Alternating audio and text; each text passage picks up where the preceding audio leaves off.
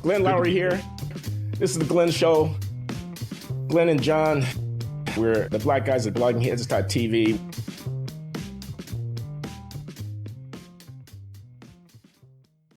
That would be John McWhorter I'm looking at right there. How you doing, John? I'm good, Glenn. How are you? I am excellent. I'm feeling pretty good. This is Glenn Loury. We are at the Glenn Show at bloggingheads.tv and also at patreon.com/Glenn Show. I'm with my regular conversation partner bi-weekly, John McWhorter, who is professor at Columbia University. I teach at Brown University. We have been called the black guys at bloggingheads.tv. I don't know why, but here we are back again in conversation, talking about race and politics and culture and American society, as is our wont. So, John, what's up? What's up? What's new? What's new is that I've been in a little bit of sense of futility this week, and I think I'll pass out of it by next week. But I really worry about this new ideology lately, as it seems to make its way through faculties and make its way through student bodies and make its way through once excellent private schools and create tenure decisions, et cetera. I mean, I know you have to stick with the fight and you can't expect magic, but I'm really beginning to conceive of a different world where the hyper woke, the elect, as I call them, they really do run the show.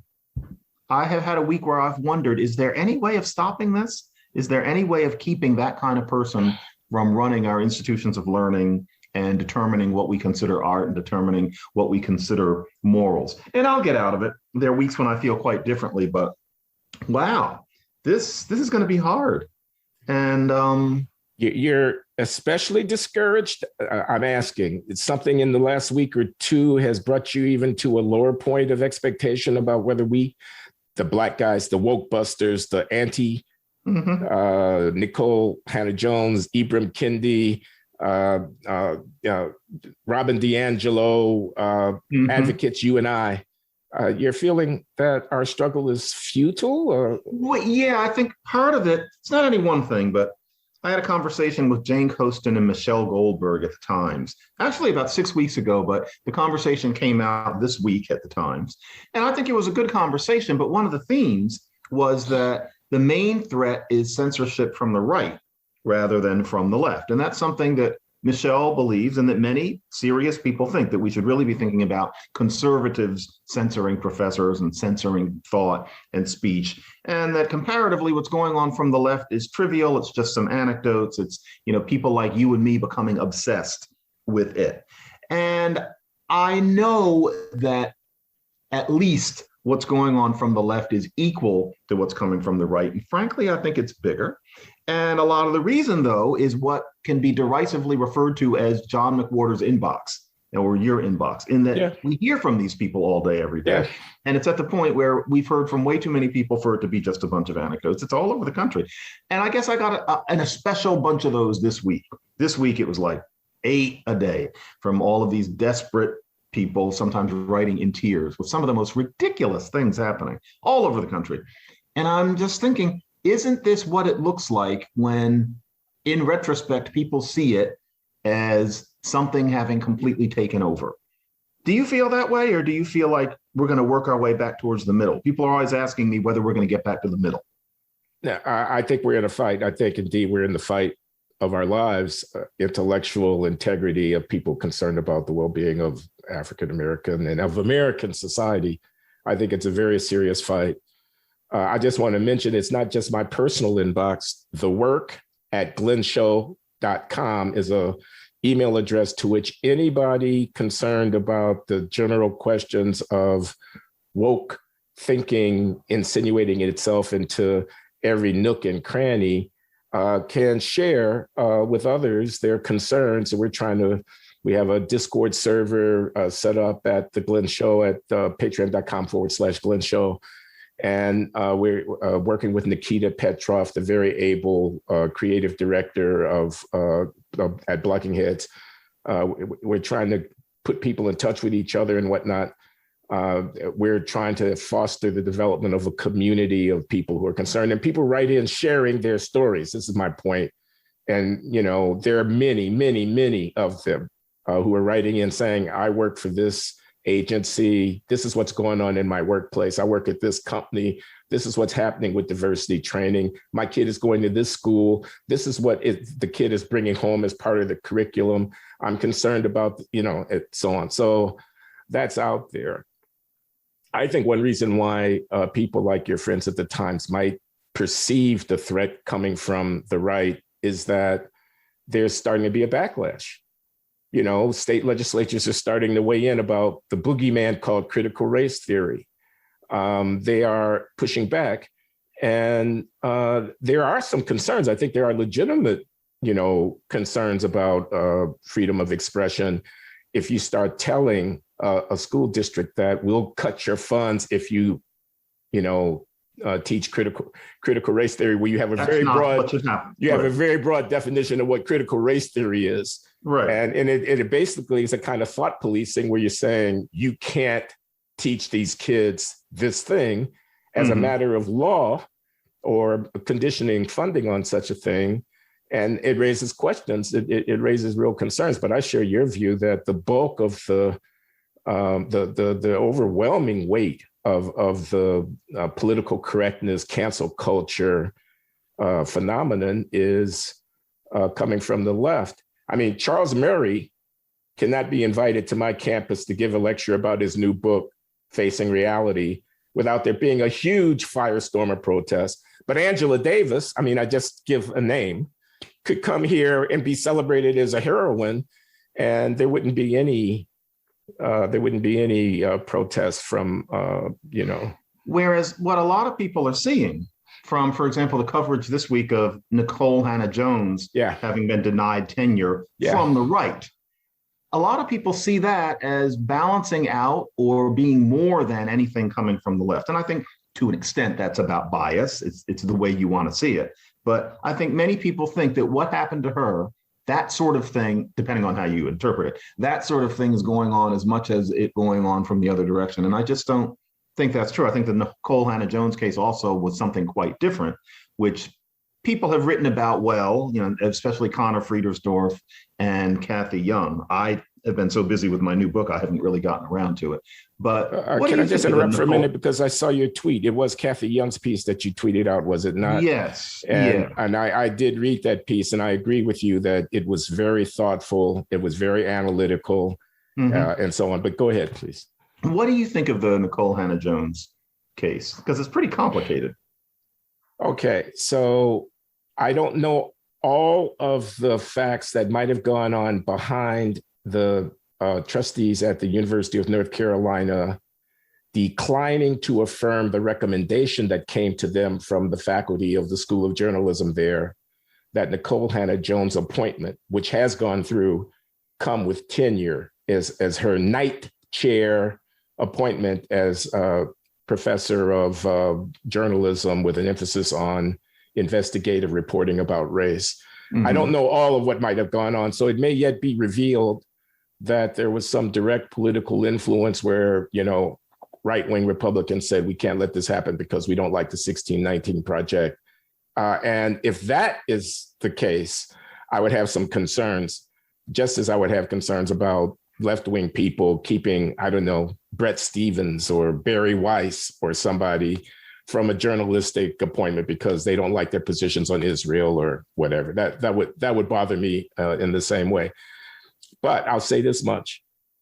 There's an objective reason to think that in that essay of Nikole Hannah-Jones that introduces the 1619 Project, she gets some stuff wrong.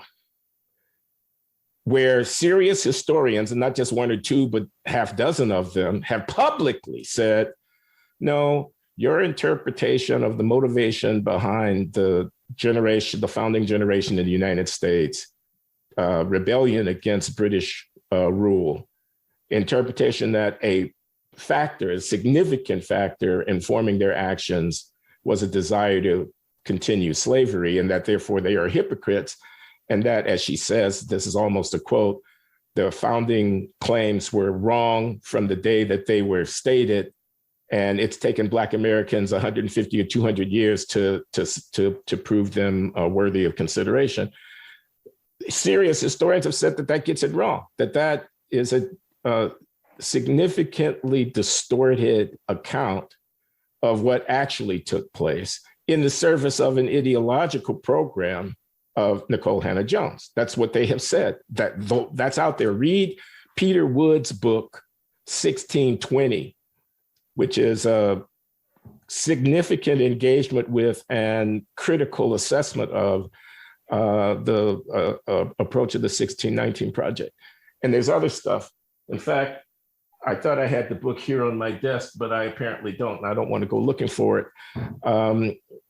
There's a lot of reason to think that not only Nikole Hannah-Jones's essay, but other essays in that volume have some deep problems. Now, a set of trustees of a university, when confronted with an appointment, asked to extend tenure, that's lifetime of membership in the faculty, to a candidate, and informed that serious people have questions about the scholarly integrity of the major work of that candidate.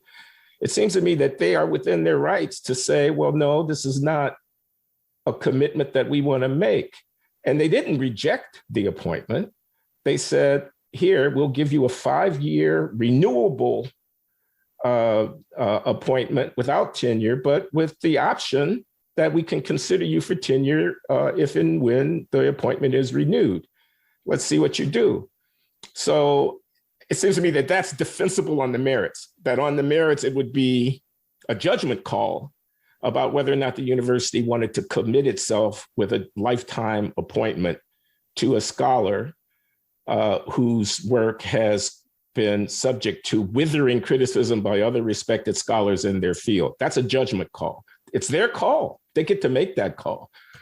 Assuming that that was the grounding for the call, I would not have any objections to it. Now, the other side of this could be, look, it's a school of journalism, not a history department. It's a profession. Journalism is, just like law is a profession, or public policy analysis could be thought of, and management could be thought of as a profession. You have schools of public policy where people who were, staff director for the head of the Democratic congressional delegation or whatever get to come in and hold forth for the benefit of the others who are studying public policy at that school. And they don't have to have PhDs, and they don't have to have written journal refereed articles and whatnot. Their qualification is the outstanding record that they will have established as practitioners of the professional trade, which is being taught at the school. I think you have to credit Nikole Hannah-Jones as a person who has succeeded as a practicing journalist. She's awarded a Pulitzer Prize. She's been awarded a MacArthur Prize Fellowship. These are not nothing. These are significant achievements. And so she certainly is credible as a practicing journalist for a School of Journalism's professional faculty. And a person might also say that others who have had similar appointments, including appointments to the very same chair at UNC, University of North Carolina, have come with tenure. And therefore, it's not out of bounds to think of her as a candidate for a suitable candidate for tenure. She's as good as, or maybe even better than, more distinguished and accomplished than some others who have had a similar thing. So it's not, it seems to me, unreasonable for them to have recommended tenure. But I think it also, based on the argument that I just gave, which is, okay, if you're putting her forward as a practitioner of this craft, then let's see whether or not there's malpractice in her practice of this craft. And there are very good arguments that there is malpractice in the practice of this craft, including the fact that after it was brought to her attention, first by a fact checker before publication and later by scholars in significant critical assessments that were in the public view, she continued to persist in the assertions that she had made. And she backtracked and double talked and whatnot. The Times stealth edited some of the stuff. And, we could go into chapter and verse. I'm not an expert on the Nikole Hannah-Jones saga, but I've read pieces that suggest that her conduct in that matter was less than entirely honorable. She's a lightning rod. I mean, her presence on Twitter is fairly controversial and whatnot. So I can see how a board of trustees might have reached a decision. Well, maybe not at this time that we're going to grant tenure. I think that's a defensible decision, but I think precluding her purely because you don't like her politics would be wrong. Yeah, I get the feeling we're supposed to really talk about the fact that the call to give her tenure was denied and that there were politics in that, and you can certainly argue it. But I don't know. I feel like I guess I'm being just kind of a baby, or I'm missing the point. I can't quite get past the idea that a work could contain such a very basic flaw, that there was a major claim in it, the one that got the most attention, and that is why it's considered as significant as it is. It's the keystone claim in the whole work. It's been decisively proven that it wasn't true, that it was a mistake. And then also you add in the things that you mentioned, that, it's kind of the less than ideal issues of conduct once the mistake was shown, including by a Black female professional historian, Leslie Harris. And so, some people would say, well, it was just a bunch of white guys, and John McWhorter, you might as well be a white guy, and Glenn too. But also Leslie Harris, she's not a white guy.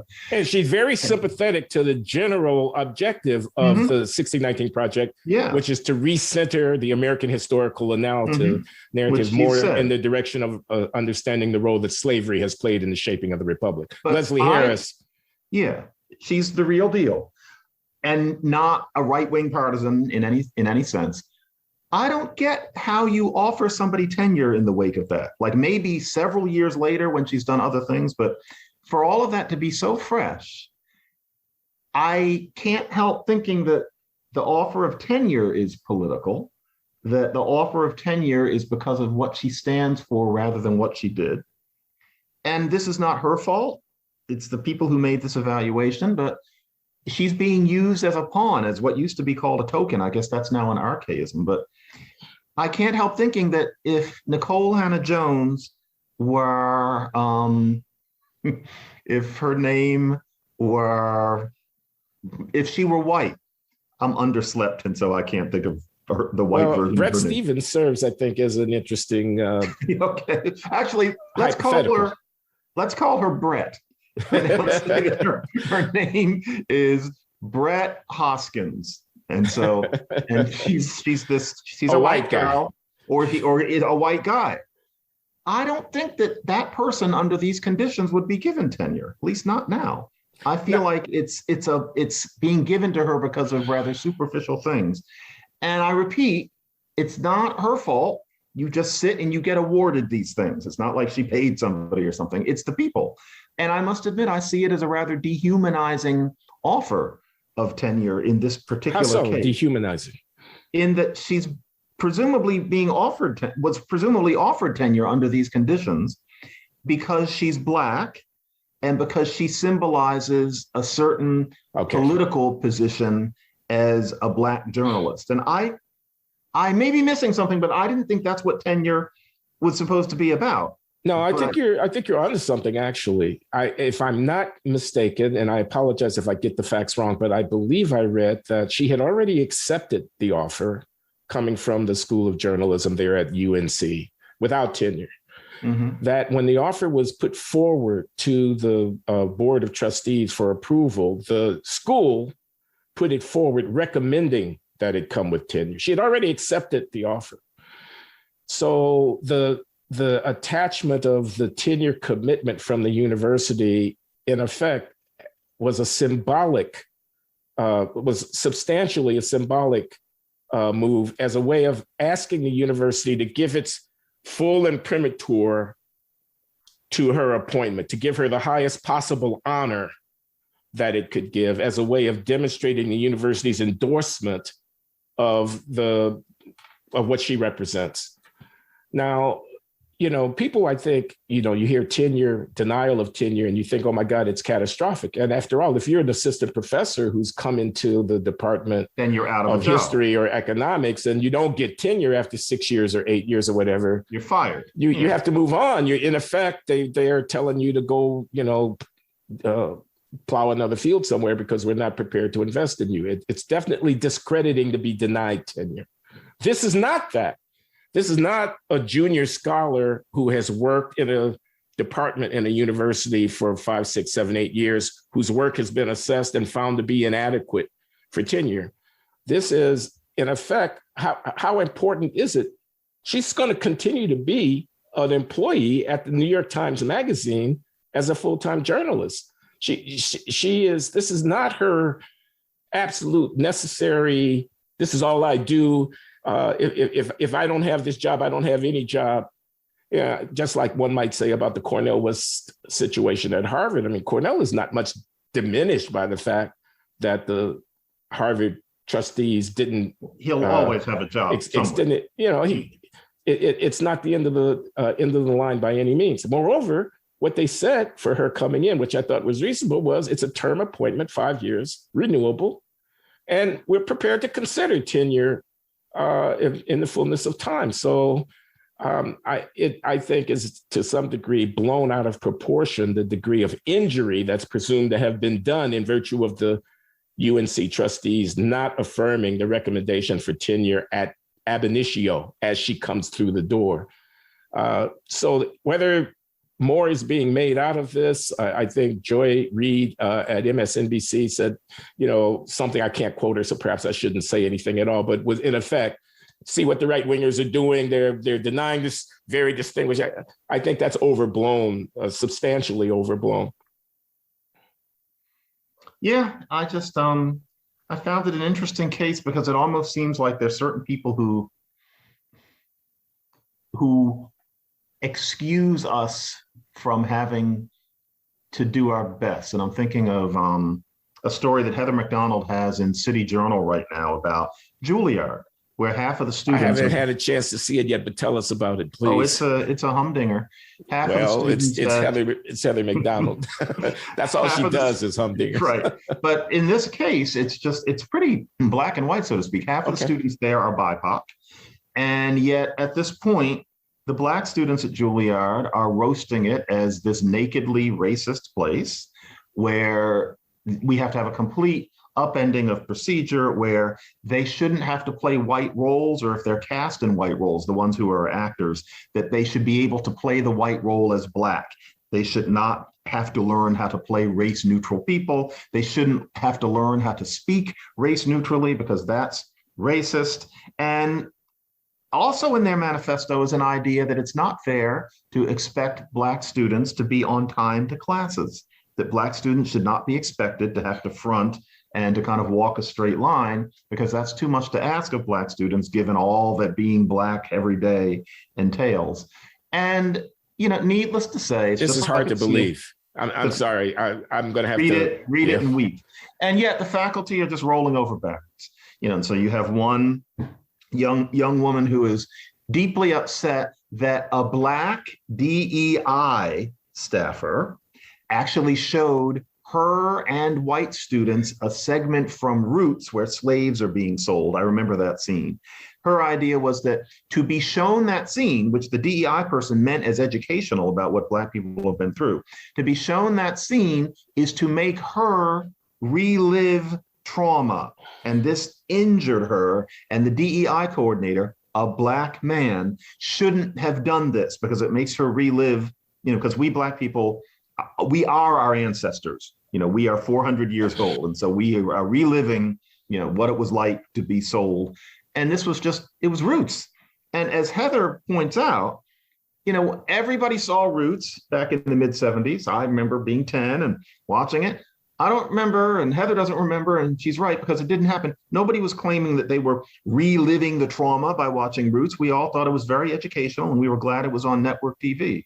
And now here we are, 50 almost years later, and we have this new Black person who feels that to watch Kunta Kinte, et cetera, is traumatizing, and it was a racist act of abuse against her. And the main thing is, the white people running Julliard are just bending over backwards, pretending that all this makes sense. And it's the sort of thing that makes you think, if Julliard is going, well, goodness, that's it. Especially given that, I also have in my inbox somebody who is in a theater program where Black and white students have been assigned to put together a play about Black pain in the past. And surreptitiously, the white people running all this have been paying the Black students involved, the idea being that putting all of this together and acting in it is forcing them to relive trauma, once again, that they did not actually experience, but reliving the trauma because we're all 400 years old, not paying the white students. Then the white students found out that the Black students were being paid, and the white students said, well, this is hard for us too. We want to get paid too. Then when it was decided that everybody gets paid, the Black students were mad because they weren't being paid, only them, and the white students were getting paid too. What the fuck is all this? And when you just read this sort of thing all day long, every day, you start to despair after a while that, frankly, they won. After a certain point, there's nothing to be done. Yeah, I hear you. Just to add to your misery, I was counseling a young scholar and economist, very talented African-American economist who's gotten multiple job offers, and he tried to figure out what job to take. And he's telling me, I don't want to name the school because, it seems it doesn't feel right to me to name, but it's an Ivy League institution, a professional Boston school. University? No, Okay. It's not Boston University, and it's a professional school at an Ivy League university. And he's going to the job interview. He's a very talented young man. I know where this is. And he tells me that in 2 of the interviews, white senior faculty members of the school began their conversation with him by apologizing for their white privilege. He, who is not particularly political, he's a technical economist, was taken aback and shocked by the degree of wokeness that seemed to be in the air around there, and allowed as how those experiences were definitive signals to him that was probably not a place where he wanted to go to work. So the whole thing backfired. It's Wharton, isn't it? Because I've heard about that happening at Wharton. So it's more than one place? It is a school at the University of Pennsylvania. It's not the Wharton School. All right. But apparently there's something in the water. Maybe I ought to ask my friend Amy Wax whether or not she's drinking the same water. Oh, Jesus. It's everywhere. It's just, It really is. But this thing about trauma from being reminded of a transaction in which slaves, that was a human catastrophe. It didn't happen to someone living in the year 2021. It didn't happen to their father or to their great grandfather. It was something that happened. Their connection is so attenuated to that event. This is all up here. It's all up here. I've been to Auschwitz. I've been to Birkenau, on a tourist thing, walking through the defunct gas chambers and crematoria and seeing the shoes and eyeglasses and the hundreds of thousands piled up and whatever. I was traumatized by that. It's not something I'd take my kids to if my kid was 12 years old. That's human suffering on a very large scale. I'm not comparing the sufferings. I'm saying that I don't have to be Jewish to feel the weight of the trauma. So there's something very racist about this. It's all based on this. And now I'm attached to these people from 200 years ago in a way that I can't share with my white or Latino or Asian colleague across the aisle. It's my suffering. And to find that in an institution of higher education, where it seems to me that we should be critiquing such essentializing reification of this kind of stuff, and we're swimming in it. And Julliard, remember, half BIPOC, and that means that they clearly have a major, what we might call, outreach effort going to be as diverse a student body as possible. But apparently that just isn't enough. And yeah, even talk about the trauma. I hope I'm not hard-hearted, but I haven't been to Birkenau. I've been to Gorée, though. I have been to an actual slave castle and held the chains and looked at where people were tied up That's against off the coast of Ghana. That one is Senegal, the French Okay. one, but yeah, it's just like the ones in Ghana. And I, was thought hard about where I was and what this meant, but I can't say that I was crying, and I can't say that if somebody asked me to play a slave, which I would not do well, but if somebody asked me to play a slave in a play, that I would find it traumatizing because I was reliving the experience of John Hamilton McWhorter I and his ancestors. I find that a pose, honestly. I mean, you can have certain feelings, but this idea that the students are so traumatized that they need to be paid, or in this case, that you're so traumatized to even look at these sorts of things happening that it's a racist act to expose you to it. This is histrionics. This is that victimization mindset that I was talking about. Yeah. And the whites in question here need to really grow a pair and start saying, no, folks, we're trying our best here. We'll listen to some concerns, but if this is how you feel about what we're doing here with all the effort that we're putting forth, then you need to go to another school. You need to go to another school and blow that school up. And frankly, it would be nice if they went to another school and then found similarly inclined administrators who are trying their very best to battle systemic racism, but will not put up with performative histrionics and pretend that that's what anti-racism is. But yeah, those students should be asked to leave. But that's not what's going to happen. And so I'm beginning to think, are we just in a brave new world? And what is our place going to be within it? I guess mine, I hate to admit I'm thinking about it, but I'm thinking, I guess I'm just supposed to get old and just let it go. Thing is, I was planning not to die. I always assume I'm not going to die like other people. But I'm beginning to think maybe I ought to just give into it like everybody else does for some reason, or just assume that I'm going to be an independent worker in general, because this is not a world I want to be in. And no, folks, I have no suicidal feelings. I'm not clinically depressed, but where this is going is not a world I want to be in. It makes me want to fly away. If my life circumstances were different, I have actually considered, wouldn't it be nice to go to some small town somewhere and not go online very much and just retreat and, pick my friends very carefully. This is not a world I want to live in. And I know I'm not alone, but I can't just shrug and say these people are crazy and keep going with my life.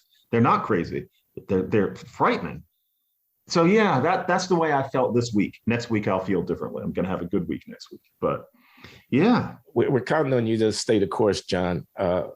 First of all, I need you. I mean, literally, I need you. Please don't leave. I'll be online. Please don't go. No. Secondly, you have a responsibility. It's a calling. It's not just about you and your feelings. There's a question of, posterity. You have something to say. You really are obligated to say it. Fight, fight, fight. If you quit and I quit, and not that you and I are the be all and end all of everything, but people like us, if we all despair, if we all retreat, if we all throw up our hands, the world will be a much worse place. I want to invoke my Václav Havel model, power of the powerless. This is the Czech playwright and politician who was a dissident in the years before the fall of the Berlin Wall and the retreat of communist hegemony from Eastern Europe. He's a Czech, he was president of the Czech Republic at one time after the fall of communism.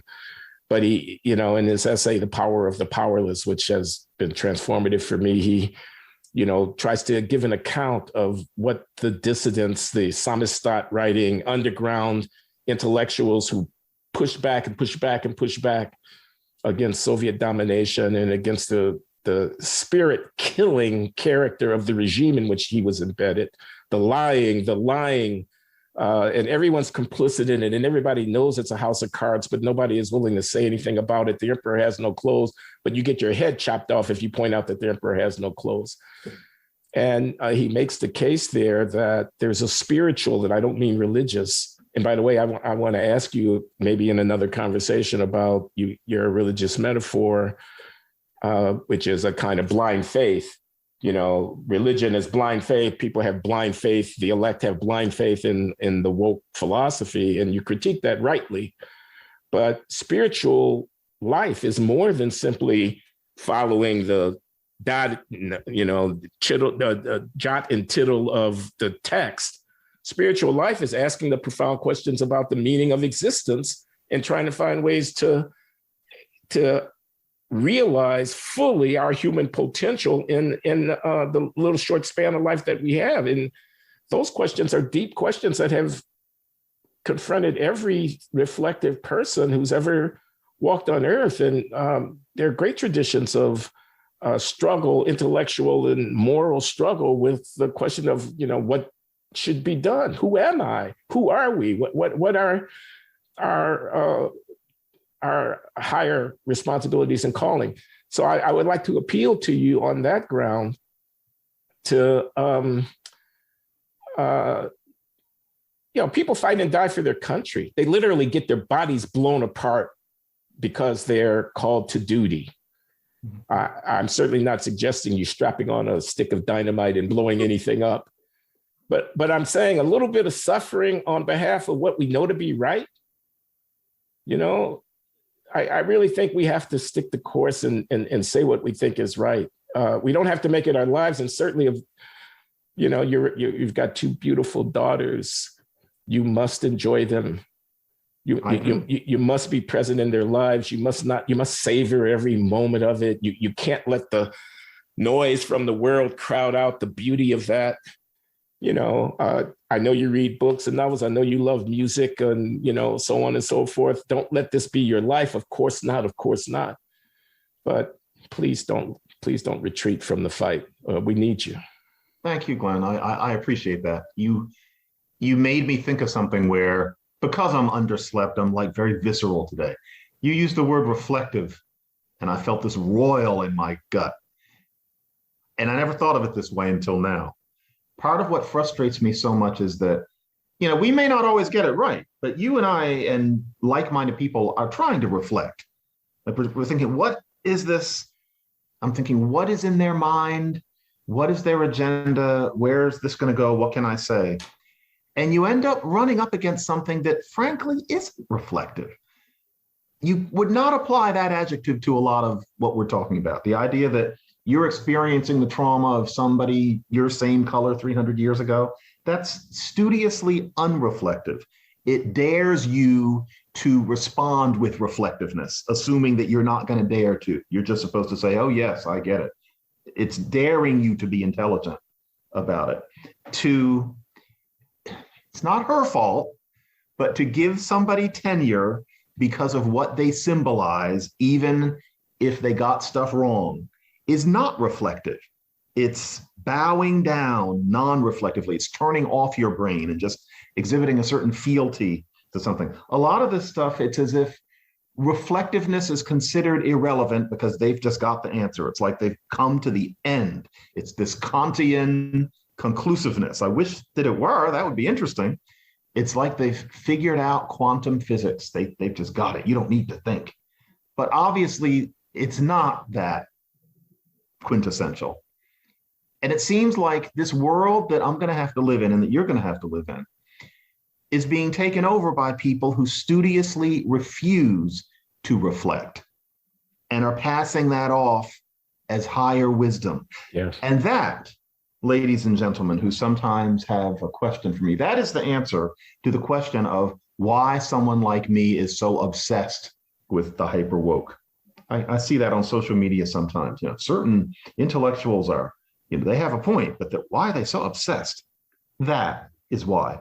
Because I'm somebody who tries and sometimes fails to do this thing called reflecting.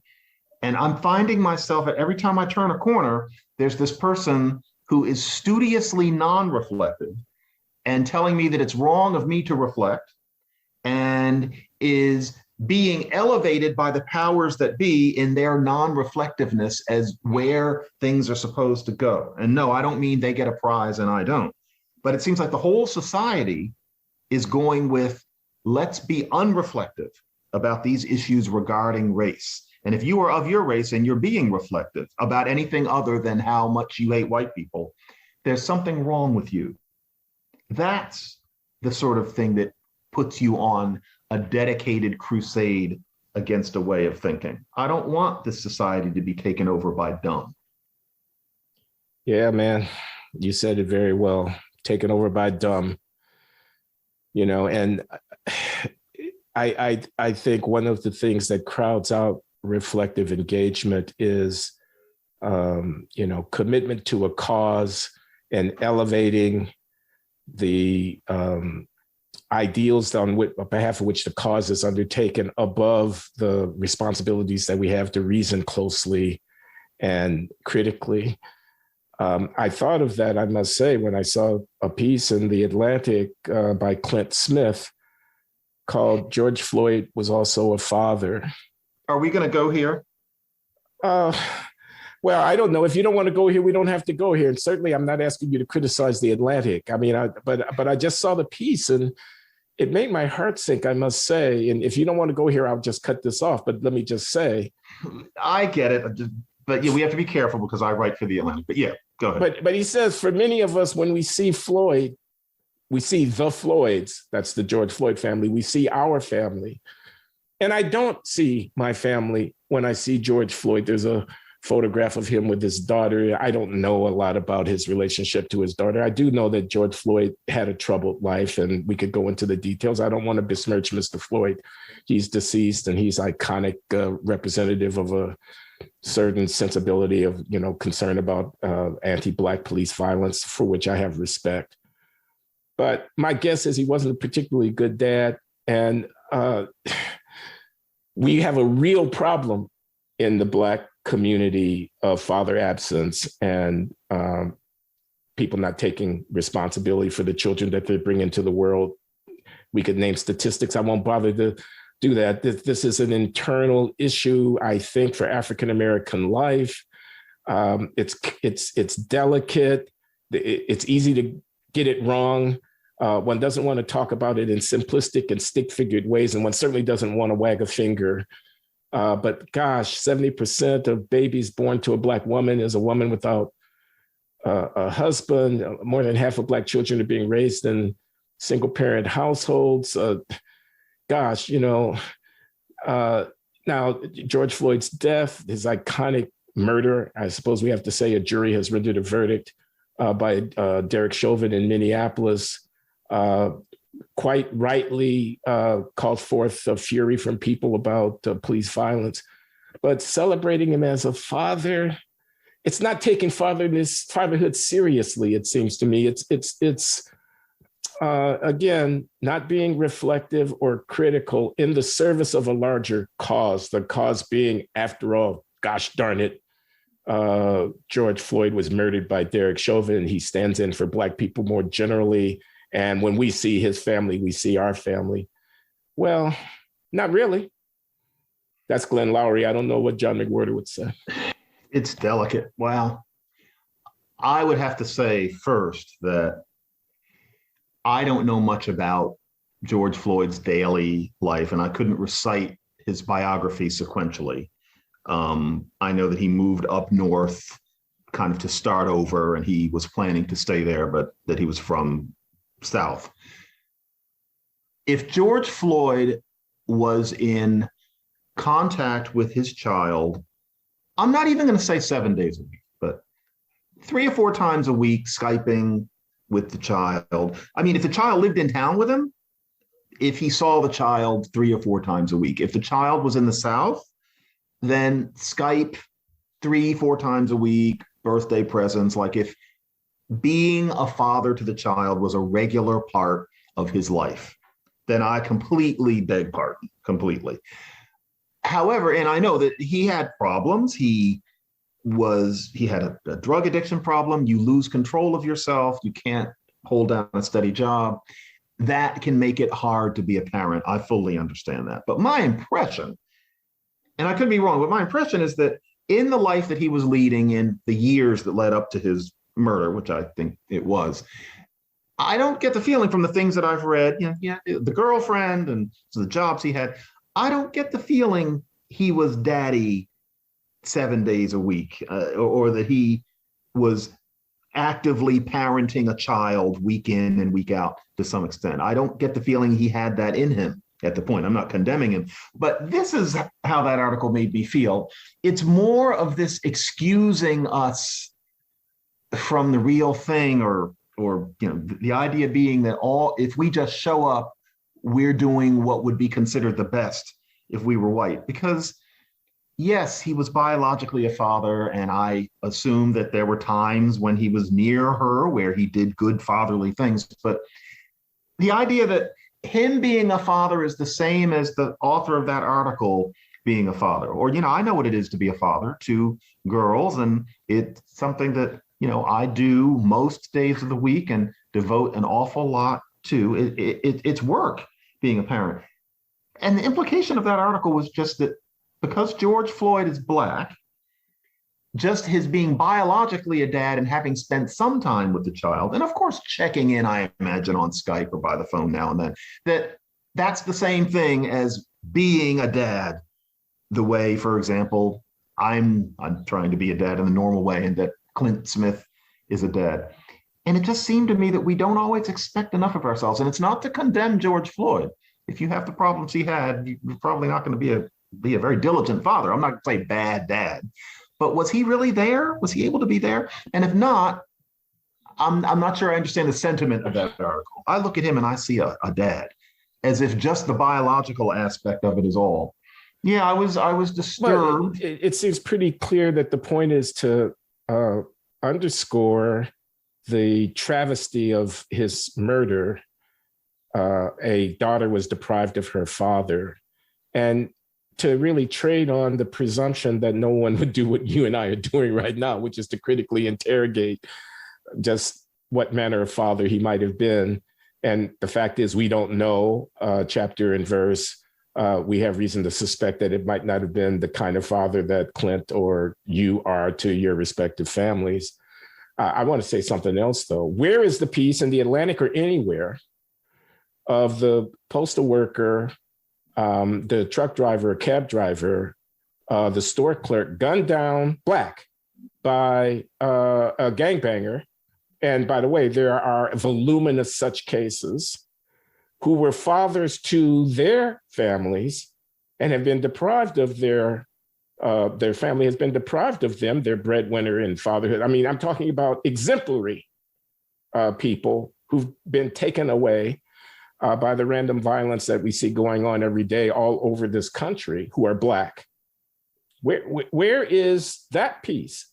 I mean, I don't know where it is. I haven't seen it. Maybe in a local news coverage of violence in Chicago or St. Louis or Baltimore or Philadelphia or whatever. Such pieces are cameo pieces in the Sunday magazines or whatever about Black fatherhood and the depredations of urban violence perpetrated by other Black people, by the way, that have deprived families of their breadwinners and of their beloved.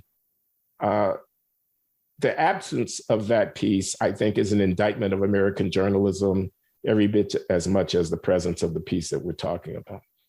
Yeah, I want to reiterate, and I think I speak for you. If we're wrong about George Floyd's father, then I completely stand corrected, and more power to him. But I do find myself thinking, imagine that photograph that was in the article. Now imagine it's a white guy.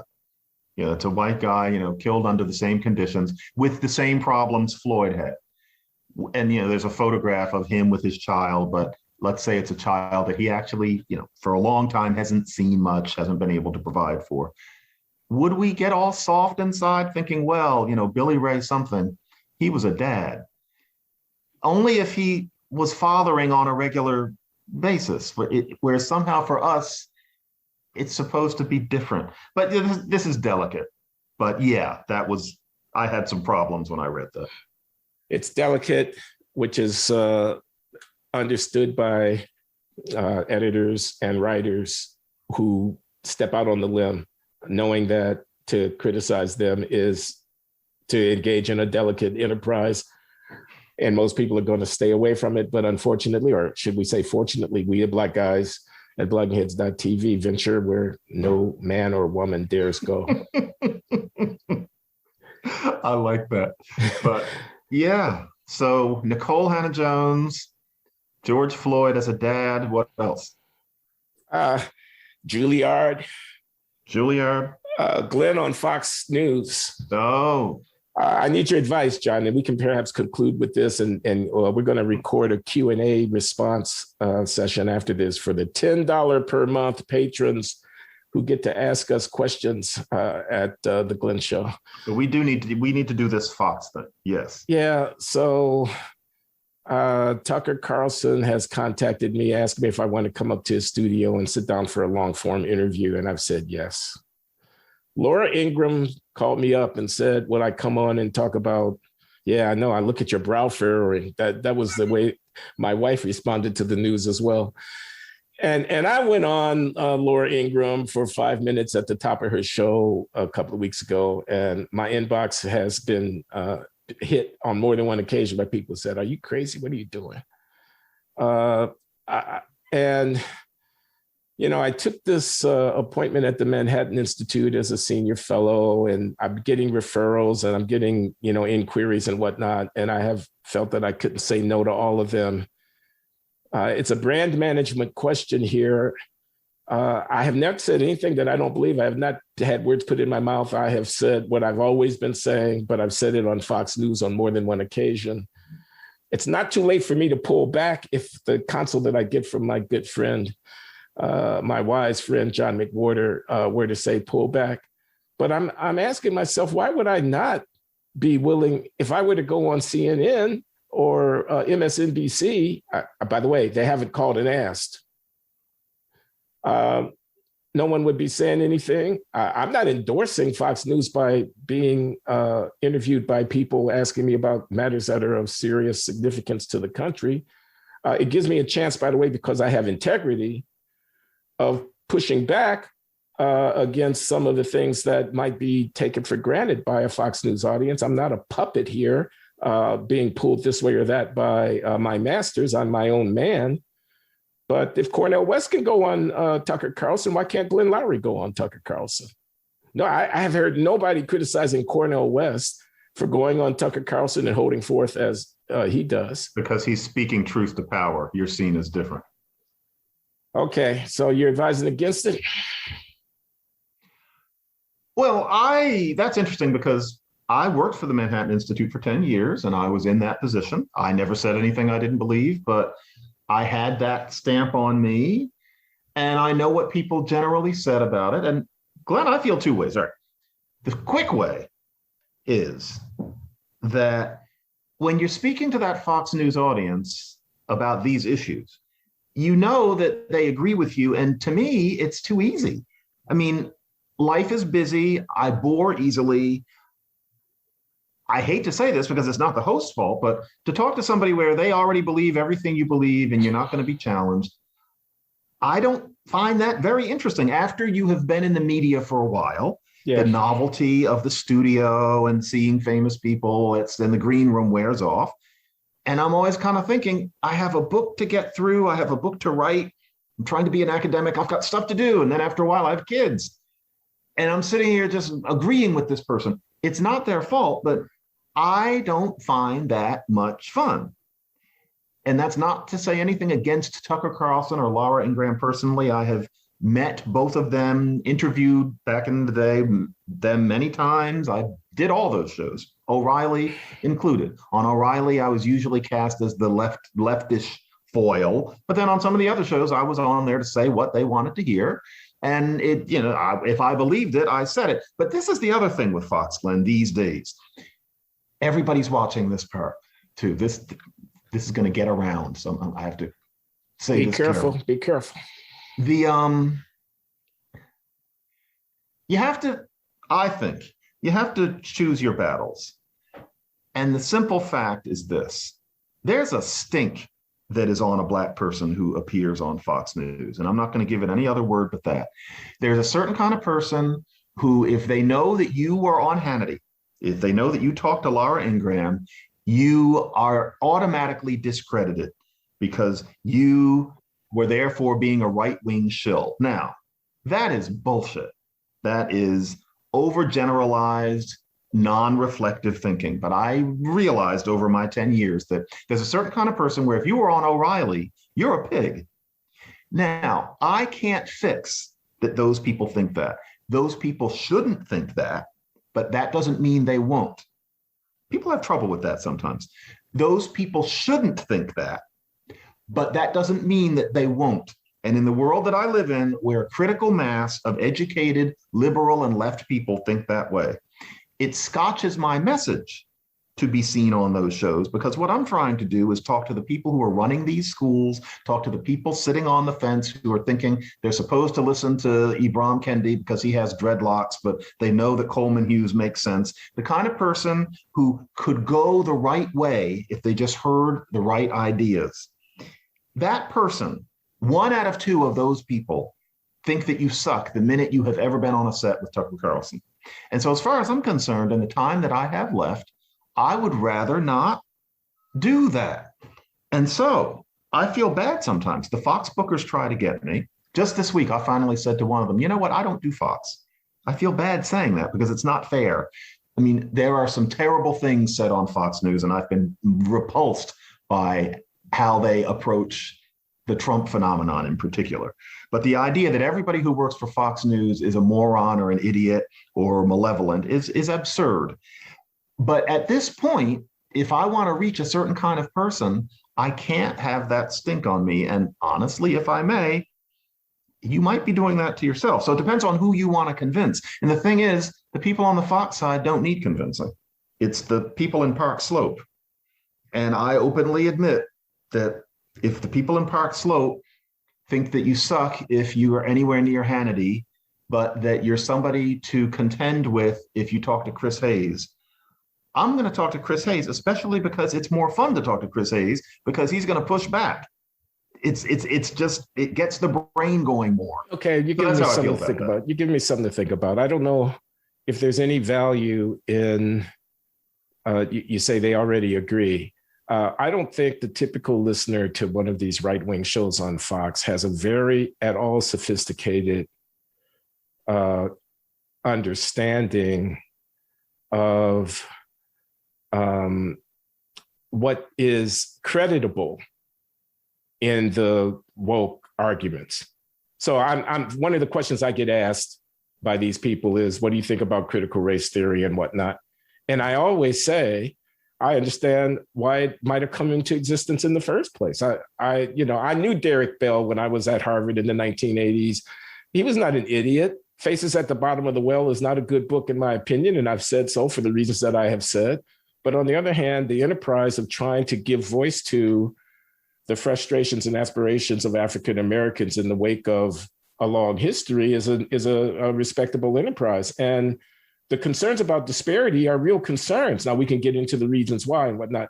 So I like to think that I'm adding something of an educational value to the thing. And so they're going to say, he's a sensible Black, the Fox listener is going to say, oh, there's a sensible Black person. He agrees with me about critical race theory, but maybe some of them will hear that while I am a Black guy who does share some of their views about critical race theory, I'm not a puppet. And, there's my book, The Anatomy of Racial Inequality, my book, Race, Incarceration, and American Values, et cetera, et cetera. My own biography, which I'm sometimes asked about, which is, what it is. I won't go into it now. But the Fox viewership are people too. They're not all yahoos that are beyond the ability to influence how they think based upon subtle. I assume that's why Cornel West goes on there. But you're right. His shtick there is different from mine. He's an oppositionist when he comes on there, and Tucker has brought him on precisely to joust with him. Tucker brings me on presumably to get confirmation of what Tucker already thinks. My job is to make sure that I'm not a puppet who comes on and nods yes, yes, yes to the things that Tucker says, but says yes, but, or yes, and on occasion, so as to broaden the conversation. And maybe they have an audience. The audience is a part of the same country that we are. The idea that I don't want to talk to the people who are Fox News listeners because they're a bunch of deplorable yahoos is not a very healthy idea, it seems to me. So that would be my defense. but you've given me something to think about. Actually, I should say here, I don't think I'm underslept again, and last week is just this blur. I don't think I've announced it here, that I can finally say that this book, The Elect, that I have been excerpting on Substack, I can officially say now that that is going to come out as a book. It's going to be called Woke Racism, How a New Religion Has Betrayed Black America. It's not going to be called The Elect, Woke Racism. And it's going to be coming out at the end of October from Penguin Random House. And so everybody can look out for it. But Glenn, I mentioned that because, and this is going to seem snobbish, but I'm going to stand by it because life is short and I have a mission. Go for it, John. In the contract for that one, it is stipulated, I am not doing conservative right-wing talk radio. That is not what it's for. And we've both done millions of those shows. Now, I'll talk to some conservatives. I will pick and choose the occasional right-wing thinker, sure. But really, the publicity campaign is going to be for Black and white and other colored people who are in the middle and read the New York Times and listen to NPR without flinching, and are people who could go either way, and I'm going to try to nudge them onto the proper, i.e. our side of the fence. Partly, my policy here is because if those people hear me pushing woke racism with Rush Limbaugh Jr., they're less likely to listen to me or to take in the message. And folks, by that, I don't mean less likely to purchase the book and help put my children through daycare. I just mean to hear the message. So there's no easy answer to these things, because I hear what you're saying too, and I'm not trying to imply that Fox News watchers and listeners are morons. It's not that. Nor am I saying that people like Tucker Carlson and Laura Ingraham are morons, because they are not remotely. But there's a position that they stand for, and we live in a world. And so, okay, well, we all, both of us, and everybody has to find their way through the morass here. We're doing the best that we can. I respect you. I especially respect the publication within the same calendar year of two books from John McWhorter, 9 Nasty Words. Everybody should subscribe to Lexicon Valley, his podcast. It's really, really interesting. You're talking about the Chinese language in the most recent one, are you not? I did. I'm following you. That podcast is over the top amazing. 9 Nasty Words is out there, and coming from Penguin Random House is Woke Racism, or Woke Anti-Racism. Woke Racism. Woke Racism. Yeah. Barry Weiss will be happy to see that it's Woke Racism. Why I did that to myself, 2 in a year, as you can imagine, this is tough. Because, now 9 Nasty is out there, and Woke Racism, to get it out in October means it really has to be finished now. And so there's a lot going on. But we live in a society where some things need to happen. People need to learn about where curses come from, and they need to stop treating Black people like babies. Those are my 2 missions at this point. So, but that is the formal announcement. But that it ties into what you're saying about who to speak to. Yeah. It's a tough one. John, I think we have a wrap here for the Glenn Show with John McWhorter. We've been talking race, politics, American culture, as per usual. And we're going to sign off and get back together again in a couple of weeks. That's right. Okay, that's a wrap.